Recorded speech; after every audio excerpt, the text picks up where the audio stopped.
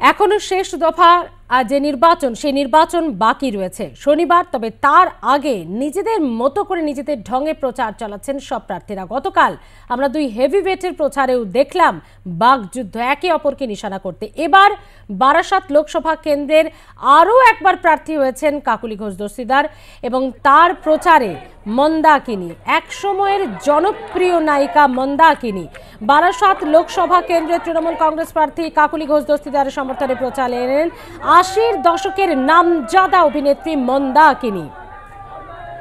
সত্যজিৎ চক্রবর্তী রয়েছে আমাদের সঙ্গে। সত্যজিৎ, এক সময় কার্যত শুধু যুবকদের হৃদয় নয়, সিনে প্রেমীদের মনে ঝড় তুলতেন, তাদের হৃদয় ঝড় তুলতেন যে অভিনেত্রী ৮০-র দশকের। এই মুহূর্তে তিনি প্রচারে বারাসাতের লোকসভা কেন্দ্রের তৃণমূল কংগ্রেস প্রার্থী তথা বিদায়ী সাংসদ কাকলি ঘোষ দস্তিদারের সমর্থনে।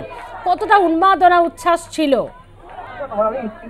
দেখো, তোমাকে বলে রাখি যে গতকাল বিকেলে কিন্তু বারাসাত লোকসভা কেন্দ্রের তৃণমূল প্রার্থী ডাক্তার কাকলি ঘোষ দস্তিদারের সমর্থনে প্রচার করতে আছেন ৮০-র দশকের এই নামজাদা অভিনেত্রী মন্দাকিনী। এবং মন্দাকিনীকে দেখতে কিন্তু প্রচুর মানুষ ভিড় জমায়। বিশেষ করে দেখো, যেখানে প্রচারটা করেছে সেটা হচ্ছে দিগবেড়িয়া মধ্যমগ্রাম থানার অন্তর্গত হলেও, মধ্যমগ্রাম বিধানসভার অন্তর্গত হলেও এই অঞ্চলটি কিন্তু গ্রামীণ এলাকা।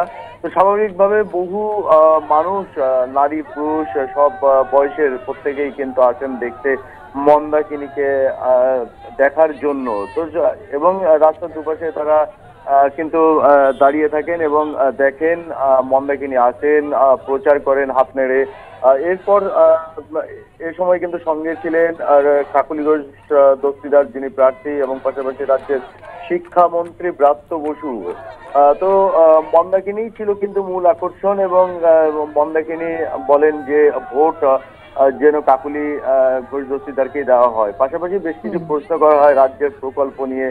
যে সমস্ত প্রশ্নের উত্তর কিন্তু মন্দাকিনী দিতে পারেননি, তিনি কার্যত শুনে হতবাক হয়ে যান। যার ভিতরে একটা লক্ষ্মীর ভান্ডার সম্পর্কে জিজ্ঞাসা করলে পাল্টা প্রশ্ন করেন যে লক্ষ্মীর ভান্ডারটা কি। তো এরকম বেশ কিছু কিন্তু ঘটনা ঘটে এবং শুধু তোমার মধ্যমগ্রাম নয়, অন্যদিকে হাবড়া অশোকনগরেও কিন্তু অভিনেত্রীদের নিয়ে, তারকা অভিনেত্রীদের নিয়ে ভোটের আগের ৪৮ ঘন্টার আগে তৃণমূল একটা প্রচারে চমক দেওয়ার চেষ্টা করে এবং সেই চেষ্টায় বেশ খানিকটা এগিয়ে এমনটা দাবি তৃণমূলের। তবে শেষ কথা বলবে ২ দিন, অর্থাৎ ভোটের দিন মানুষ, ভোটাররা কাকে ভোট দেয় এবং তার ফল ৪ঠা জুন জানা যাবে যে কতটা সার্থক হলো তৃণমূলের এই চেষ্টা।